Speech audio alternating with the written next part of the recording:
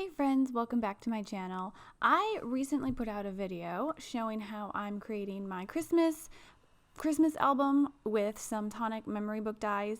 I showed you how I made the cover and the pages, so if you're interested in that video, go ahead and take a look back at my channel. Otherwise, today I'm just going to show you how I'm going to put together the cover and decorate it, and I think this is the most fun part of doing an album, is making a really awesome cover.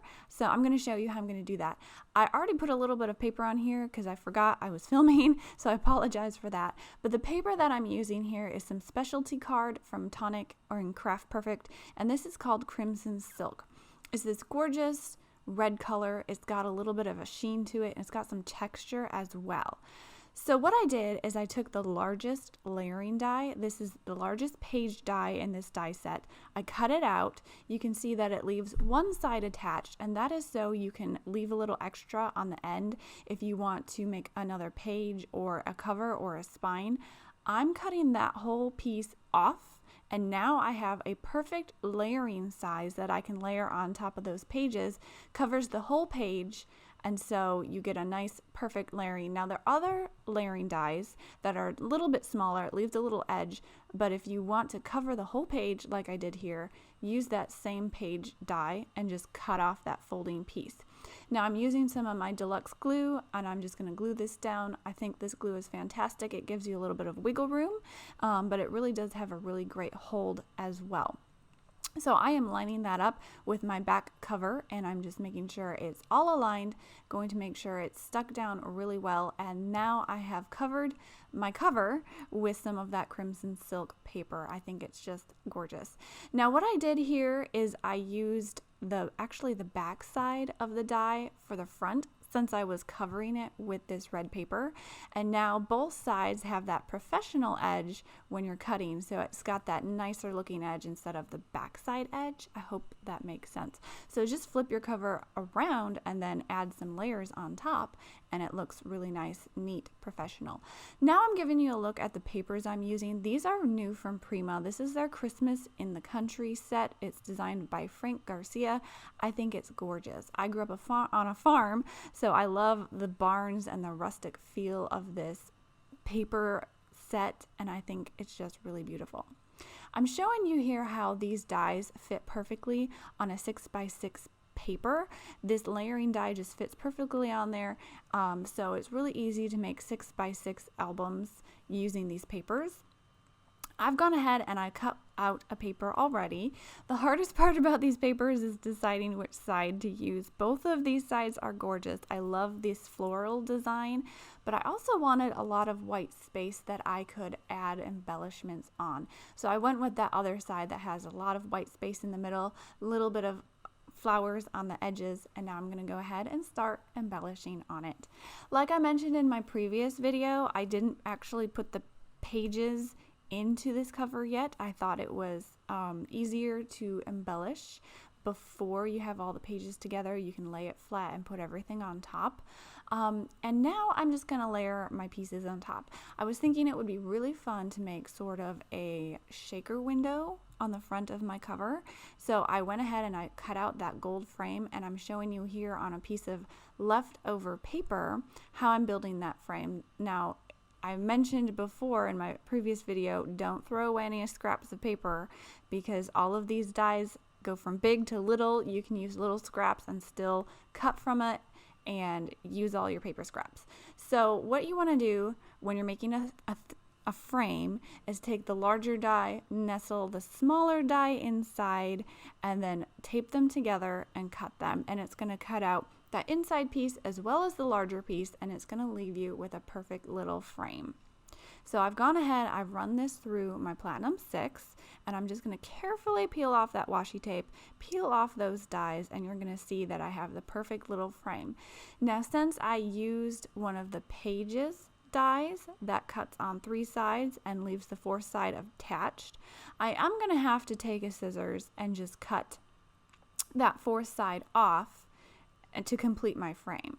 But this also shows you that you can make a little frame page if you wanted to put a piece of acetate behind here, make a little window page that flaps open. That would be really cool too. But I just want the frame. So I'm taking my scissors, I'm just cutting along those dotted lines, and now I have a frame. So what I'm doing here is I'm cutting several frames. I'm going to stack them behind my gold frame. Now my gold is actually some Tonic Craft Perfect cardstock as well. It's Harvest Gold and it's gorgeous and it goes really well with this Christmas theme. I'm cutting several of them frames so I can stack them up and then add some shaker bits inside. That way you kind of get away with not having to cut lots of tiny little foam pieces. You're just layering up those cardstock pieces essentially to build your shaker window. Now what you're seeing here is I took a little piece of, it's actually a 12 by 12 scrapbook protector pocket, and I cut it with the frame die so I know exactly where I want to cut around with my scissors and have the perfect size, perfect shape of a window to glue onto my frames. Now I think if you use a few more shims it might completely cut through the plastic. I don't know, I wasn't able to get it to completely cut, but I thought it was helpful to actually just run it through my platinum sticks and get that shape into my plastic, and then I could cut with my scissors and know it was going to fit perfectly behind my frame and just cover the whole window. So there's a little tip for you if you kind of want to do that way. You could also trace around the frame and cut it by hand. I thought this was just really easy. Run it through your platinum sticks or your die cutting machine and it's got all the little dots and the little lines for you to cut around already. So that's how I did that. So I'm just cutting out my window and I'm going to show you how I'm building my shaker window. So I'm taking some more of my Nuvo Deluxe glue, adding a bit around this frame, and then I'm going to put my plastic behind it. Now you do want to put your plastic behind the frame that's going to be on top. So this is my gold frame. You want it to be on the top so that you can layer more pieces underneath and build it up so it has some dimension and you can add some shaker bits in there. Now when you're using this glue with a piece of acetate or a piece of plastic, it's not going to want to stick right away because it's a slick surface. There's nothing for that glue to grab onto. So if you give it a minute or two and that glue will get sticky and it will stick. It's just going to take a little bit longer. What I like to do is line it up, press it down, and then I'm just going to put one of my big stamp blocks on top, and that's going to hold it in place while that glue dries a bit. So while that's drying, I'm going to go ahead and glue together my frame layers and just build up those layers and build up a little bit of dimension. For this shaker window, I used 3 layers, the 2 ivory pieces here that I'm gluing together and the gold piece. If you want to do even more layers, you are welcome to.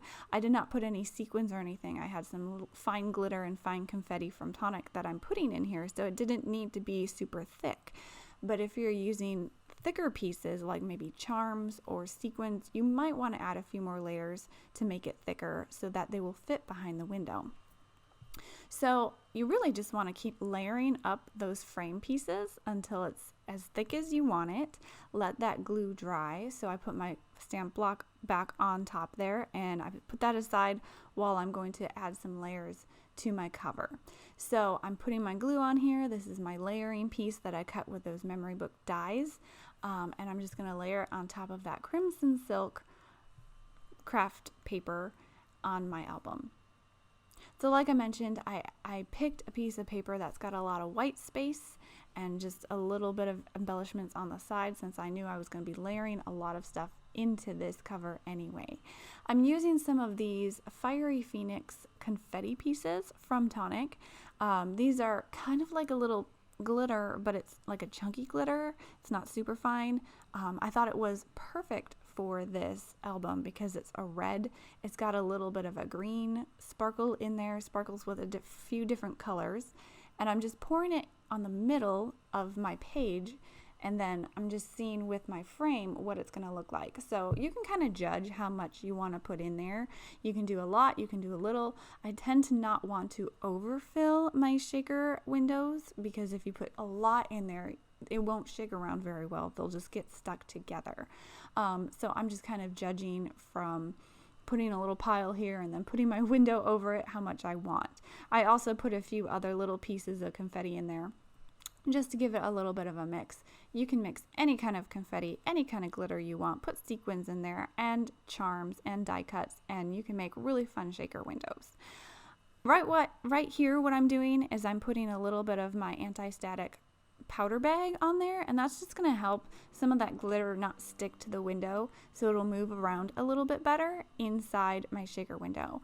And then I'm going to go ahead and put some more of my glue on the edges and just put it right over my pile of glitter. I find that it's easier to put the glitter on the page and then center my window over it than try to put the glitter in the window and then do it that way. You can just see better where the window is going to be, where it's going to be centered.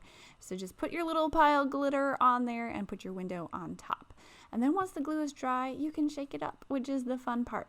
Now some of those glitters in the middle, they kind of got stuck together. I'm just giving it a nice little tap, shaking it a little bit, and it's getting all of those pieces moving inside my window.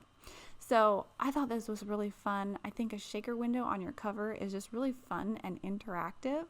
And now I'm going to dress it up with some more Prima flowers. So I've got some of these holly leaves here. I've got some of these gorgeous poinsettias, and these flowers, they have like bling on the edges. They've got these little chunky glitters and crystals, and they're so beautiful. I just love them. They go really well because they're part of this Christmas in the Country collection. I'm also going to be using a lot of these chipboard stickers on my album, on the inside and on the outside. I really loved this little title here, Our Christmas Story. I think it went well for the cover, kind of telling you we're going to have a story on the inside of our pictures, and it's going to look great. I sped up this part because it's basically just gluing down my embellishments using my Tonic Deluxe glue again. And some of these pieces, like I said, the glue doesn't always want to stick to that acetate, that plastic right away.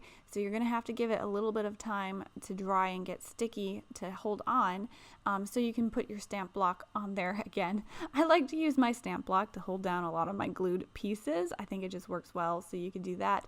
Or you can just put like a little book on it or something heavy to kind of help it press down while it's drying. I put some of these little butterfly chipboard pieces on there as well. And these chipboard pieces, they are stickers, but I don't quite trust the adhesive on the back. I wanted to make sure it would stay, so I also added some of my glue as well. I thought the butterflies were a little bit unexpected for a Christmas book, but they really work well. I think they're really pretty.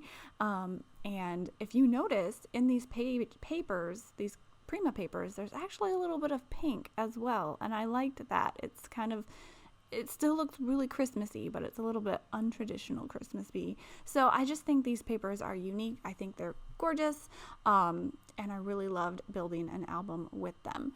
To finish off my cover, I'm putting a few gold sequins around the outside just to add a little bit more gold and a little bit more bling, and that's pretty much the outside cover of my book. So I'm going to be trying to do more videos, a series of videos to show you how I put together each page of this book. I thought it would be a little bit too long to do in one video, so I hope you guys enjoy this upcoming series. Please be watching my channel for the next video. Otherwise, thanks for watching today, guys. I hope you liked it. Let me know your thoughts in the comments. Don't forget to like, comment, subscribe, tap the bell for notifications, share, just do all the things. And I will see you guys next time. Thanks for stopping by. Bye.